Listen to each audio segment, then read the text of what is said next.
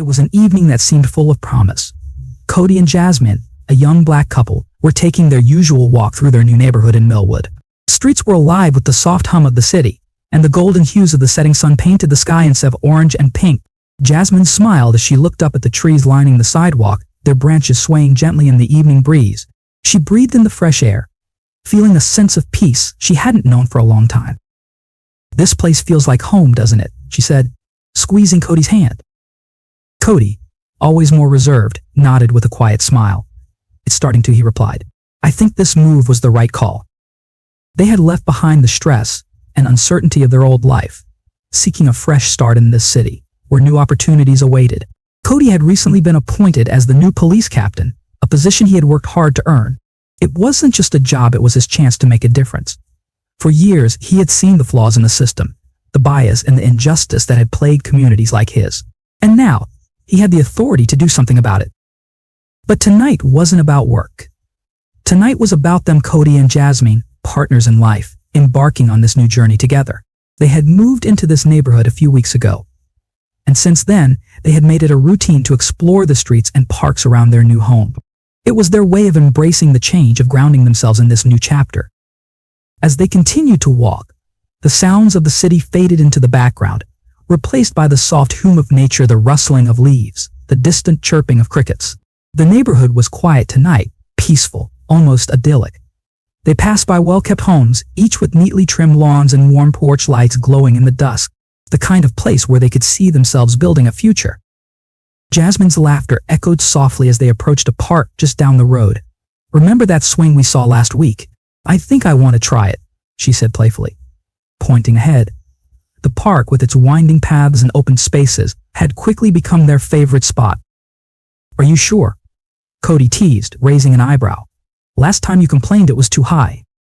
"I'll show you," Jasmine replied with mock defiance, giving him a playful nudge. They shared a moment of lightness, the kind that felt effortless, as though nothing in the world could intrude on their joy. But as they stepped into the park, something shifted.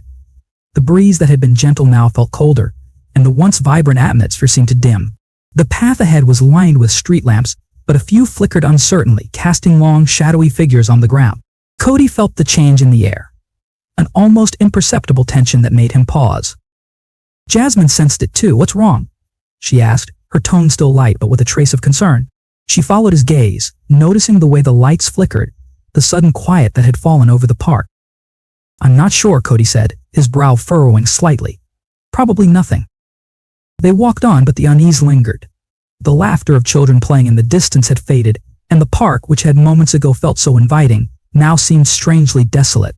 Cody couldn't shake the feeling that something wasn't right, but he pushed the thought aside, unwilling to spoil the evening. Jasmine wrapped her arm around his as they continued along the path. "This is nice," she said softly, her voice breaking through the quiet. "I'm glad we moved here. I feel like we're finally where we're supposed to be."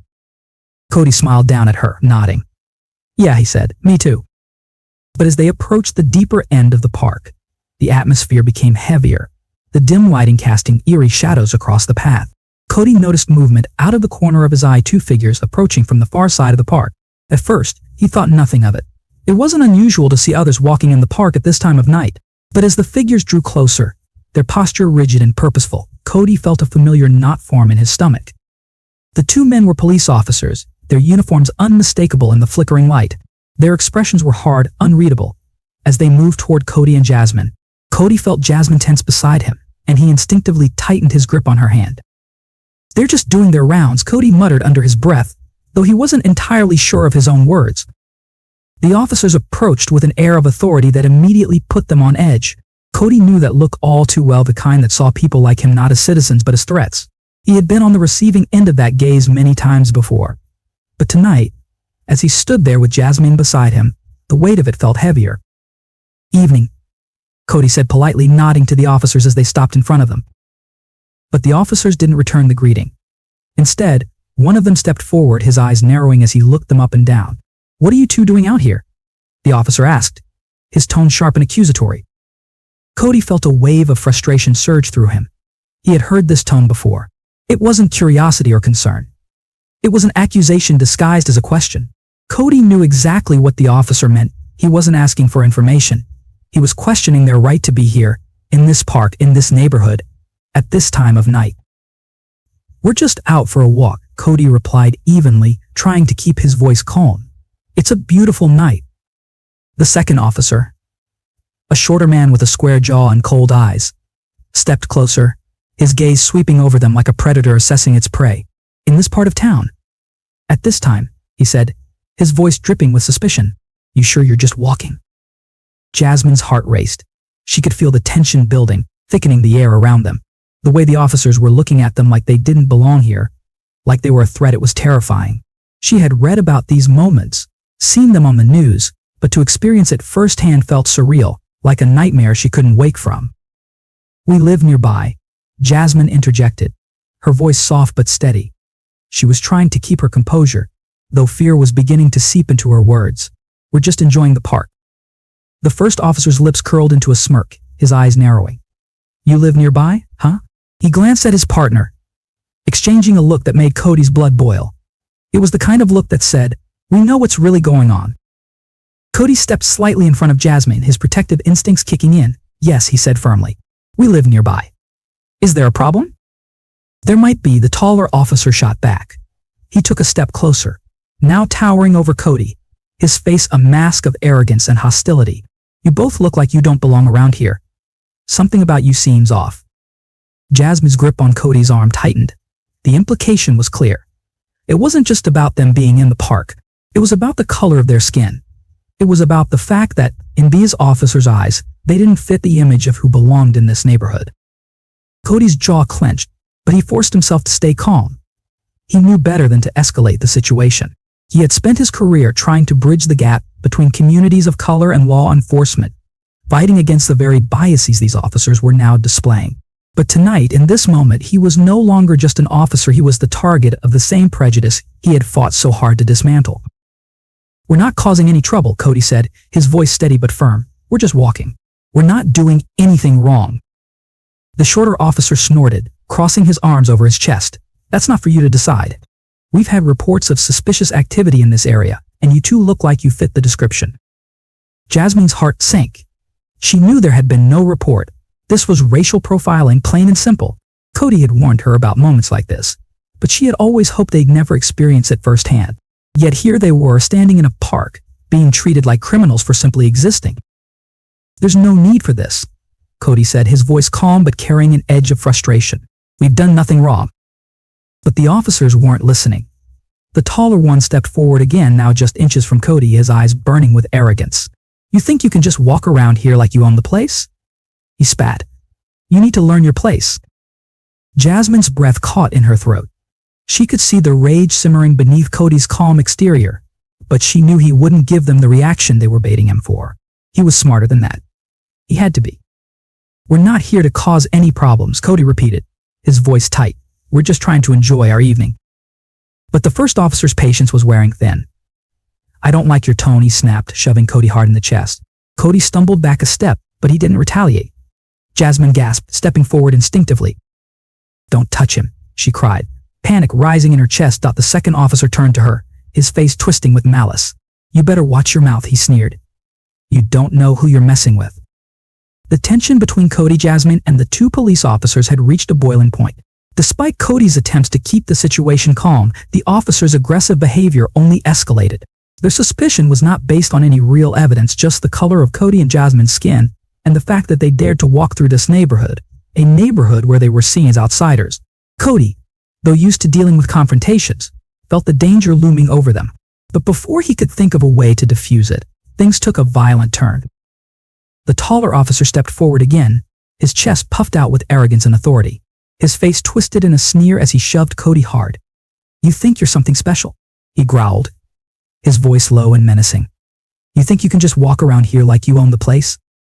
Cody stumbled back, catching himself before he could fall.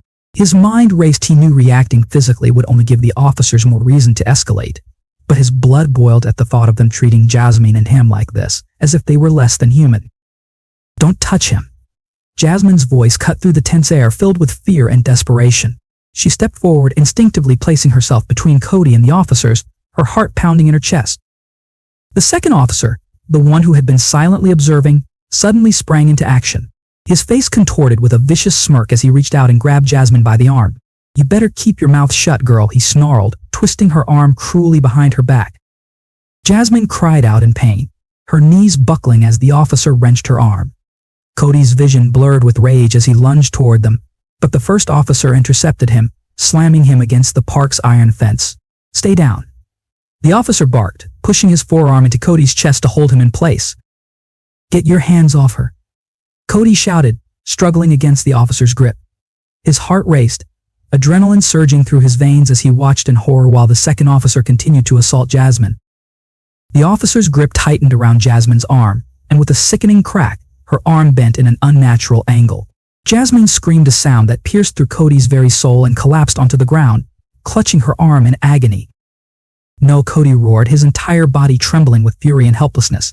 His mind flashed with images of the life he and Jasmine had dreamed of building together, the home, the family, the future they had just begun to create, and now it all seemed to be slipping away, destroyed by the very people sworn to protect them. Cody's training as a police officer told him to stay calm, to de-escalate, but in this moment none of that mattered. All he could see was the pain in Jasmine's eyes as she writhed on the ground, her broken arm cradled against her chest. "Jasmine," Cody shouted, struggling harder against the officer who was holding him down. But his strength was nothing compared to the raw hatred fueling the police officer's actions. The first officer leaned in closer to Cody, his voice dripping with contempt. "You think you're tough," he hissed. "You think you can just walk around here and act like you belong? Not here. Not in this neighborhood." Cody's fists clenched at his sides, his mind racing through every possible way to get them out of this situation alive.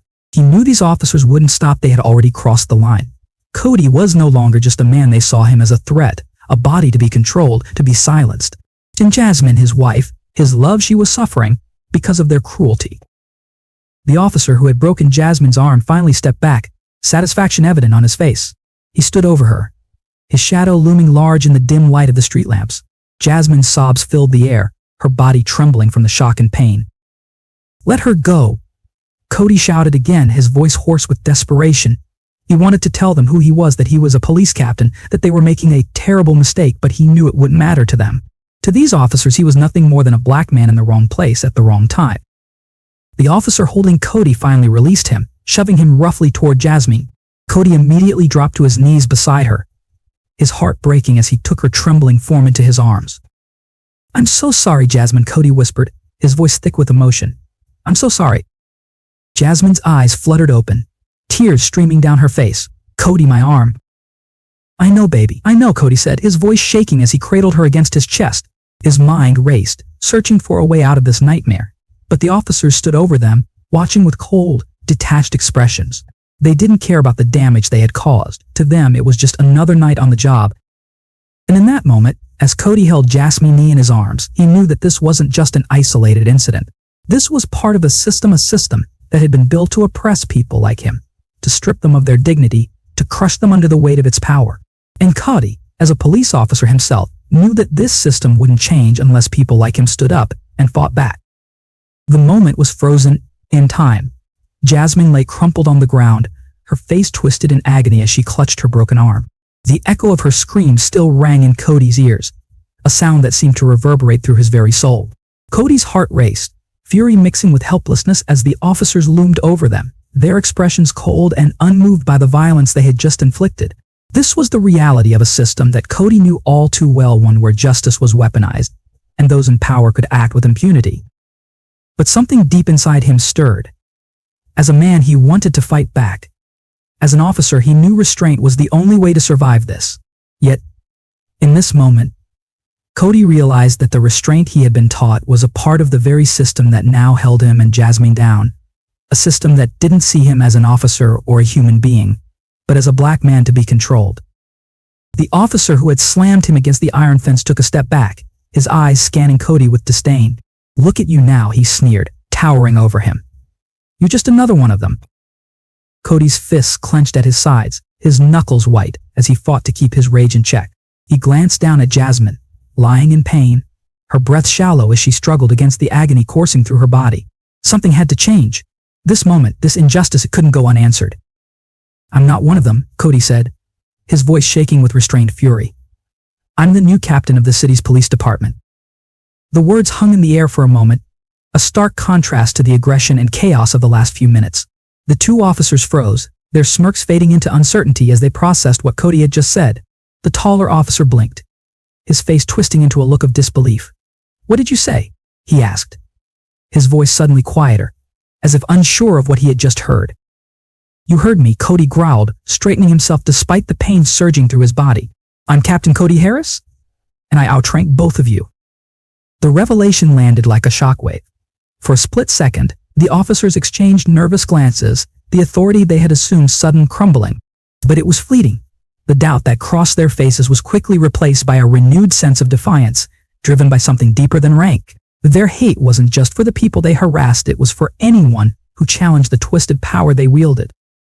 The shorter officer, the one who had wrenched Jasmine's arm, took a step forward, his eyes narrowing with contempt.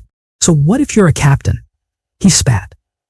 "You're still nothing but a black man in the wrong place at the wrong time." Cody's stomach turned at the words. His position, his hard-earned rank, it meant nothing to these men. They saw him as a threat, as someone who didn't deserve to be where he was. This wasn't just about power or authority, it was about race. It always had been. Cody had fought his entire life to break the barriers of racism, to rise within a system that wasn't built for him. But tonight, under the weight of this oppression, it was all too clear how little things had changed. Despite the officer's words, Cody didn't back down. His jaw tightened and he stood tall, glancing briefly at Jasmine before turning his attention back to the officers. "I'm going to report you both," he said, his voice steady though filled with a simmering anger. "You're going to be held accountable for this. You think you can get away with brutality because you're in uniform, but I'll make sure you face justice." The taller officer scoffed, crossing his arms over his chest. "You think that matters?" he asked, a sinister smile creeping across his face. "No one's going to believe you. Not here. You're in our territory, Captain." Cody's mind raced.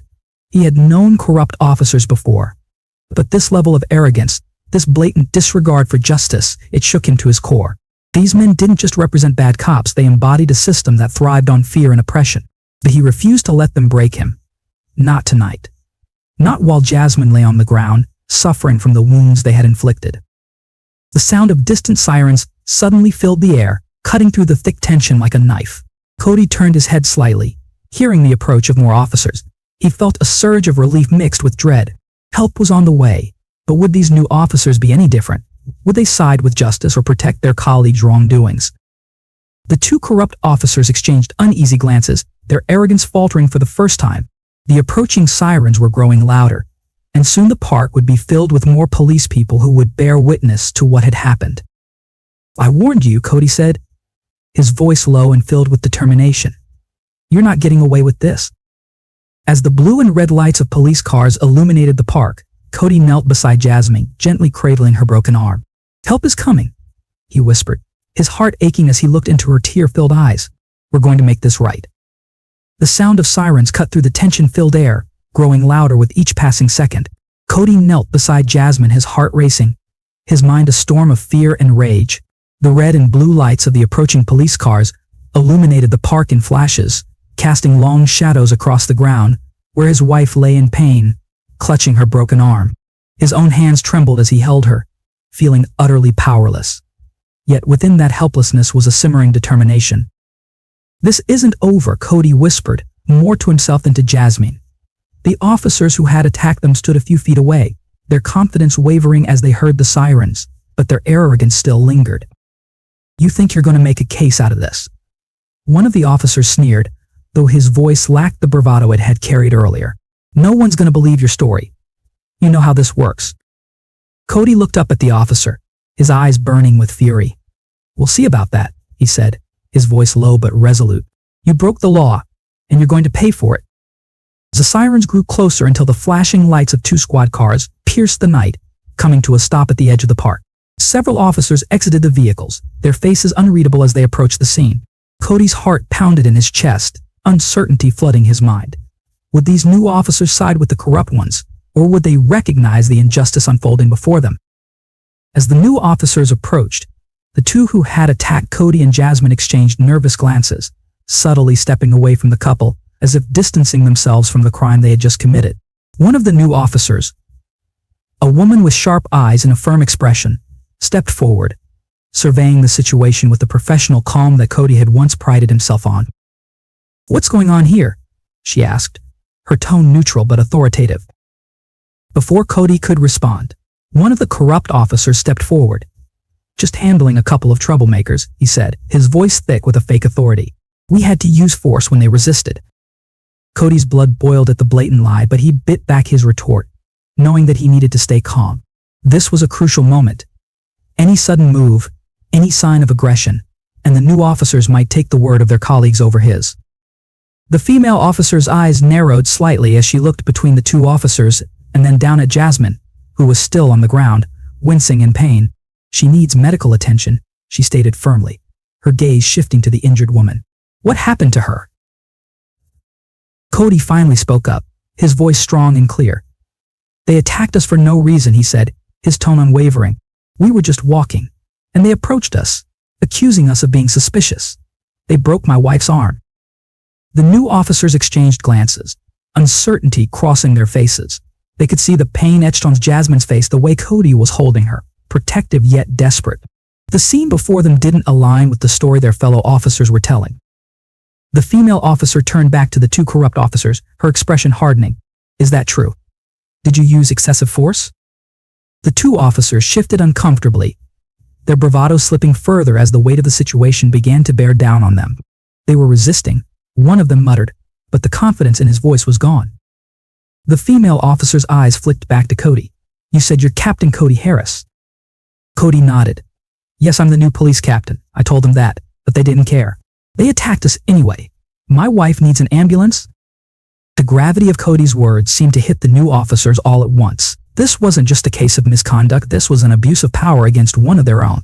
The female officer's face tightened with resolve as she radioed for medical assistance. "We're going to get your wife the help she needs," she said, her voice now filled with urgency. "We'll get this sorted out." As the ambulance was called in, Cody could feel a weight lifting from his chest, but he knew this wasn't the end. The two officers who had assaulted them still stood by, their faces pale, realizing that the situation was slipping out of their control. Cody wouldn't let them walk away from this without facing the consequences. "You think this ends here?" Cody said, standing up, his voice filled with the authority he'd earned through years of service. "I'm going to make sure you're both held accountable for what you did tonight. You think you can abuse your power and get away with it, but you're wrong." One of the corrupt officers scoffed, though the fear in his eyes was unmistakable. "We'll see who they believe." Cody took a step closer, his gaze unwavering. "They'll believe the truth. And the truth is, you're going to lose everything because you couldn't see past your hate." The new officers kept a watchful eye on the scene as the ambulance finally arrived. Paramedics rushed to Jasmine's side, carefully lifting her onto a stretcher. Cody stayed close, holding her hand as they prepared to take her to the hospital. As Jasmine was loaded into the ambulance, Cody turned one last time to the two officers who had assaulted them. "This isn't over," he said quietly, but with a steely determination. "Justice is coming." As the ambulance doors closed, Cody climbed in beside Jasmine, ready to begin the long fight for accountability. This was just the beginning of a much larger battle, and Cody knew that he wouldn't rest until the corruption in the system was brought to light, not just for himself, but for every person who had suffered under its weight. The days following the brutal attack were a whirlwind of emotion for Cody and Jasmine. As Jasmine rested at home, her arm in a cast, Cody couldn't shake the feeling of responsibility. It wasn't enough that the officers who had attacked them were being investigated. Something deeper had to change, a systemic issue that wouldn't be solved by punishing a few rogue officers. Cody decided it was time to gather the community. He knew their experience wasn't unique, and that many others in their predominantly black neighborhood had faced similar or worse injustices. With Jasmine's support, they began organizing a community meeting to bring people together, to tell their stories, and to demand justice not just for themselves, but for all who had been wronged. On a warm Saturday afternoon, the local community center buzzed with anticipation. The air was thick with a sense of unity and determination. Word had spread quickly, and people poured into the hall, filling the chairs, standing against walls, and even spilling out into the street. Jasmine sat beside Cody at the front, her arm still in a sling but her presence strong and defiant. They had invited local activists, community leaders, and the press, all of whom recognized the gravity of what was happening. So as Cody stood to speak, the room grew quiet. He took a deep breath, scanning the faces before him, many filled with pain, anger, and hope. His voice, strong but tinged with emotion, broke the silence. "We are not here just because of what happened to me and Jasmine," he began, his voice resonating with the weight of the moment. "We are here because what happened to us happens far too often, and we're tired. Tired of being treated as less than, tired of being seen as threats in our own neighborhoods, tired of not being heard." The crowd murmured in agreement, nodding along, their eyes fixed on Cody. His words reflected a collective struggle that everyone in the room could relate to. Cody continued, his voice growing stronger. "It's not just about the officers who attacked us. It's about a system that allows them to feel justified in their actions. It's about the fear we live with every day, knowing that we could be next. But we are done being afraid. Today we stand together to demand change. Today we fight back." As he spoke, Jasmine squeezed his hand, her own strength bolstering his. When he finished, the room erupted in applause, cheers filling the space with a renewed sense of purpose. The floor was then opened for others to speak. One by one, people stood up and shared their own stories of racial profiling, harassment, and violence at the hands of the police. Tears were shed, and voices trembled with emotion, but there was also a palpable energy, a shared determination to fight for justice. "We've been silent for too long," one woman said, her voice trembling with both fear and resolve. "But no more. We are going to keep speaking, keep demanding, until something changes." As the stories poured out, the mood in the room shifted from one of sorrow to one of resolve. This wasn't just a meeting, it was the beginning of a movement. The decision was made to organize a protest, a march to the local police precinct to demand accountability and change. In the days leading up to the protest, Cody and Jasmine worked tirelessly with local leaders and activists. Flyers were printed, social media posts were shared, and phone calls were made to mobilize the community. And the message was clear. This protest wasn't just for Cody and Jasmine, it was for every black person who had been victimized by a system that failed them. On the morning of the protest, hundreds gathered in the streets, holding signs that read "Justice for All" and "End Police Brutality." The crowd, diverse and united, marched through the streets toward the police station, their chants echoing off the buildings. Cody and Jasmine led the way, their faces a mix of determination and hope. As they reached the precinct, the tension was thick. Police officers lined the steps of the building, watching the crowd with wary eyes. But the protesters remained peaceful, their chants unwavering. Cody took the microphone once again, standing before the precinct, his voice steady. "We are not here to incite violence. We are here to demand justice," he said, his eyes locked on the officers in front of him. "We are here to demand that you hold your own accountable, that you change the way you police our community. We deserve better. We demand better." The crowd erupted in cheers, their voices rising together in unity. This was more than just a protest, it was the birth of a movement. Cody and Jasmine knew that this was only the beginning, but they felt a sense of hope. They were no longer alone in their fight. The community had rallied behind them, and together they would push for the change that was long overdue. As the protest continued, the atmosphere shifted from one of anger to one of solidarity. People hugged, cried, and held hands, their collective hope growing stronger with every chant, every step. Cody looked over at Jasmine, her face glowing with pride and determination. "This is only the beginning," she whispered to him, and he nodded in agreement. Together they had ignited a flame that would not be extinguished.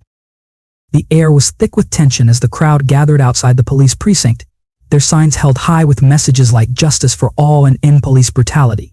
Cody stood at the front, side by side with Jasmine, who was still recovering from the brutal attack she had suffered. The turnout was larger than expected, with hundreds of people coming together in solidarity, ready to peacefully protest the systemic racism that had long plagued their community. The atmosphere buzzed with a mixture of hope, defiance, and righteous anger, but it remained calm. Cody had made it clear to everyone that this protest was to be peaceful. Their cause was just, and they wanted to send a message that they would not stoop to violence. "Our strength lies in our unity and our commitment to justice," Cody had told the crowd earlier. "We fight for change, not through violence, but through our voices and our presence." As they chanted for justice, their voices rang out through the streets. The energy of the crowd grew as more people joined in, walking from nearby neighborhoods carrying signs and lifting their voices. It was a powerful display of solidarity. Cody knew this moment was bigger than just him and Jasmine. It was about all the people in their community who had suffered, and those whose voices had never been heard. He felt the weight of responsibility, but he was determined to see it through. But then, things took a sudden and dark turn. From across the street, a group of counter-protesters arrived, loud and aggressive. Their signs and chants were in stark contrast to the peaceful protest Cody and Jasmine had organized. It was clear that they were there to provoke and intimidate, yelling insults and taunts at the protesters. Tensions began to rise, and the once peaceful atmosphere became charged with hostility. Cody's heart raced as he watched the counter-protesters push their way toward the front lines. They were deliberately trying to incite a reaction, and Cody could see some of the younger protesters growing visibly agitated. Cody quickly moved to the front, raising his arms to call for calm. "Stay focused," he shouted, his voice commanding attention. "This is not what we're here for. We don't respond to hate with hate. We stand for justice, and justice comes through peace." For a moment, it seemed like his words were getting through. The protesters regained their composure, and the chanting resumed. But the counter-protesters weren't done. They continued to push forward, and suddenly, in the chaos, a bottle was thrown from their side. It smashed on the ground near Jasmine, and a moment later, more objects followed: stones, water bottles, anything they could hurl. Then, out of nowhere, the police who had been stationed nearby rushed in, but not to protect the peaceful protesters. To Cody's horror, they headed straight for his group. They pushed through the protesters, and in the confusion, one officer forcefully grabbed Jasmine. Cody's heart dropped as he saw her stumble, the pain still visible from her prior injury. "No, stop," Cody yelled, rushing toward her. But the police were already pushing people back, escalating the situation. What had begun as a peaceful protest was quickly spiraling into chaos. The officers seemed intent on controlling the crowd by force, rather than de-escalating the situation. Cody's pleas for calm went unheard as more protesters were pushed and shoved by the police. The crowd reacted, fear and anger flashing across their faces. Cody's mind raced. He knew if things got out of hand, it could ruin everything they had worked for. He had to keep his composure, had to be the example, even as his wife was being treated with blatant disrespect once again. Amidst the pushing and shouting, Cody stepped forward, his voice cutting through the noise. "We are not your enemies," he shouted, his voice booming across the street. "We're standing here for justice, for peace. Don't let this end in violence." His words seemed to reach some of the officers, who paused, their eyes locking with his. For a brief moment, it seemed like they might listen. But then, more shouting from the counter-protesters reignited the chaos. The tension between the two groups had reached its peak. In the confusion, Jasmine was pulled to safety by a few protesters, and Cody felt a surge of relief. But the battle wasn't over. The police continued to advance, and the counter-protesters were growing more aggressive. Cody knew they had to leave, had to regroup before the situation got completely out of control. "Everyone back," Cody shouted, waving his arms.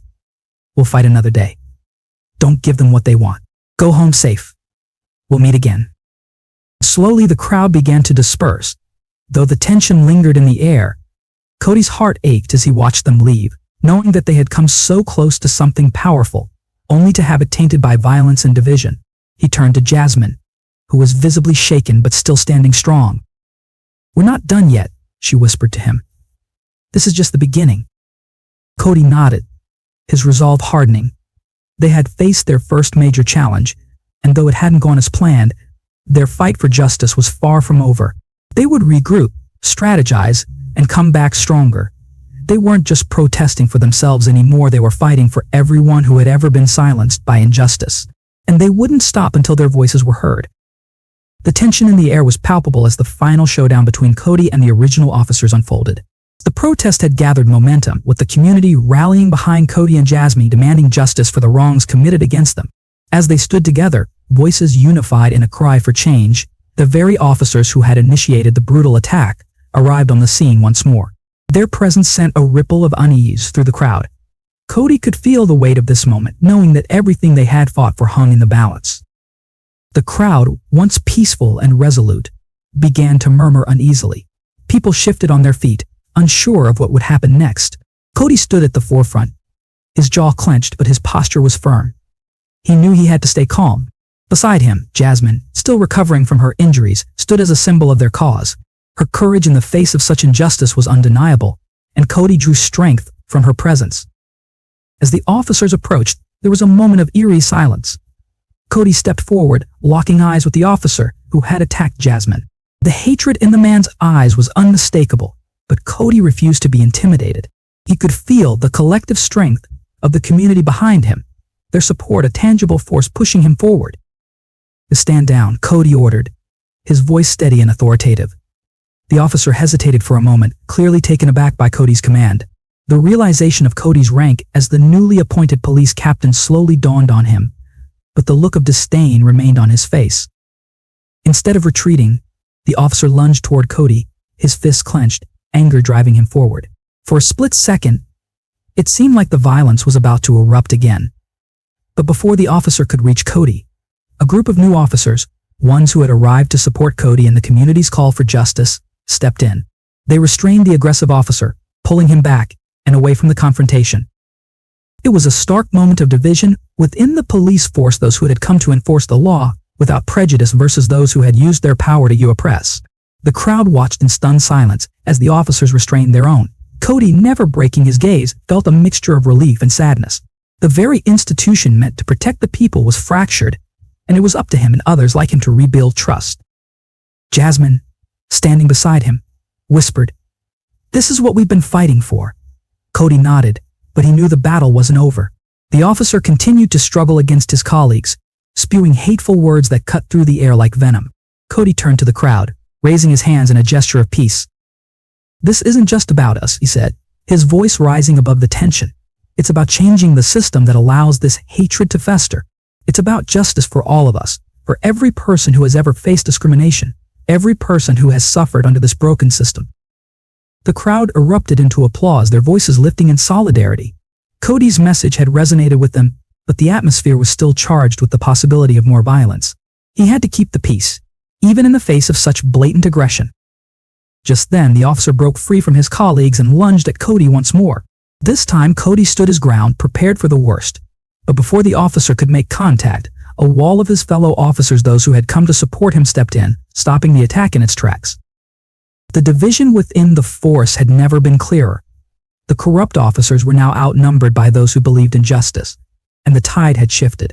The officers who had abused their power were taken into custody, their rage still burning, but their control over the situation was gone. Cody took a deep breath, the weight of the moment sinking in. This was a victory, but it was just the beginning. The fight for justice wasn't over, but today they had won an important battle. He turned to Jasmine, who gave him a nod of approval, her eyes filled with both exhaustion and hope. As the corrupt officers were led away, Cody addressed the crowd once more. "We've shown them what we're capable of," he said. "But we can't stop here. We need to keep pushing for change, keep holding them accountable. This is our city, and it's time for justice." The crowd roared in agreement, their cheers echoing through the streets. It was a moment of triumph, but Cody knew it would take more than one victory to dismantle the deep-rooted racism and corruption that had taken hold in the system. But with the support of his community, and with people like Jasmine by his side, he was ready for whatever came next. As the protest began to wind down, Cody and Jasmine shared a quiet moment, standing together amidst the lingering crowd. They had made their stand, but the road ahead was long. However, one thing was certain: they were no longer fighting alone. The community was with them, and together they would continue their fight for justice, no matter how long it took. As the dust settled from the confrontation, Cody and Jasmine knew their fight for justice was far from over. The brutal events they had endured were not isolated incidents, but rather a reflection of a deeply rooted system of injustice. Yet, despite the physical and emotional scars, they were determined to keep pushing forward. Together, they organized more community actions, refusing to allow fear to silence them. The strength and resilience they demonstrated began to inspire others who had been quietly enduring similar struggles. Their story began to spread, with local media picking up the story of a police captain who had been attacked by his own officers, and a woman who had remained steadfast in her pursuit of justice despite severe physical injury. Cody and Jasmine became symbols of a movement that demanded change, and the community's response was overwhelming. People of all races, ages, and backgrounds joined them, sharing their own stories of injustice. What started as a local incident grew into a wider movement, uniting people who believed in equality and justice for all. In the face of numerous challenges, the couple's unwavering hope and determination became the beating heart of the movement. Cody, now viewed as a leader in both the police force and the community, held several meetings with local leaders to push for systemic reforms. Jasmine, whose calm demeanor and courageous voice became a beacon of hope, worked tirelessly to organize peaceful protests, ensuring that their message remained clear and focused on justice, not retaliation. During one of these meetings, Jasmine addressed the crowd, saying, "This is about more than just us. It's about every person who has ever faced injustice, who has ever been treated as less because of the color of their skin. We are not just fighting for our future but for the future of our children and the generations to come." Her words resonated deeply with those gathered. More and more people stood with them, joining the growing movement for change. Cody's voice echoed hers as he spoke to the crowd. "We cannot give up. We cannot rest until every person in our city and in our country can walk the streets without fear of being targeted because of their race. This is not just our fight, it's everyone's fight." The couple's persistence led to several meaningful reforms within the police department. Officers who had abused their power were held accountable, and a new code of conduct was implemented to ensure that justice, fairness, and respect became the cornerstones of law enforcement. But their fight was not just about reforming the police, it was about healing a broken system and building bridges between communities. Cody and Jasmine made it their mission to foster dialogue between the police and the people they were sworn to protect. It was not always easy, and there were still those who resisted change, but slowly, progress began to emerge. As the movement grew, so did the support. Social media helped their message spread far beyond the borders of their city, inspiring other communities to stand up and demand justice in their own neighborhoods. The momentum was unstoppable. People across the nation were starting to take a stand against the systemic racism and violence that had plagued society for too long. In the final weeks of their journey, Cody and Jasmine reflected on how far they had come. They had been through unimaginable trials, but their faith and commitment to justice had only grown stronger. Their journey was one of both heartache and hope, and they had learned that true change comes not from a single act of defiance, but from the collective will of a community united by a shared purpose. The story of Cody and Jasmine reached its conclusion with a powerful message to those who had followed their journey. "The fight for justice is not a sprint, it's a marathon," Cody said during a televised address. "We must remain vigilant, we must remain united, and we must continue to push for a future where justice, equality, and respect are more than just words, they the foundation of our society." As the screen faded to black, a call to action appeared for all who had witnessed their story unfold. Reflect on where you stand in this fight for justice. Join the conversation, share your voice, and together, we can create a world where no one lives in fear of injustice. Cody and Jasmine's story had not only sparked a movement but had planted the seeds of lasting change. Their courage and determination were a reminder to all that hope, when nurtured by collective action, can overcome even the darkest of adversities.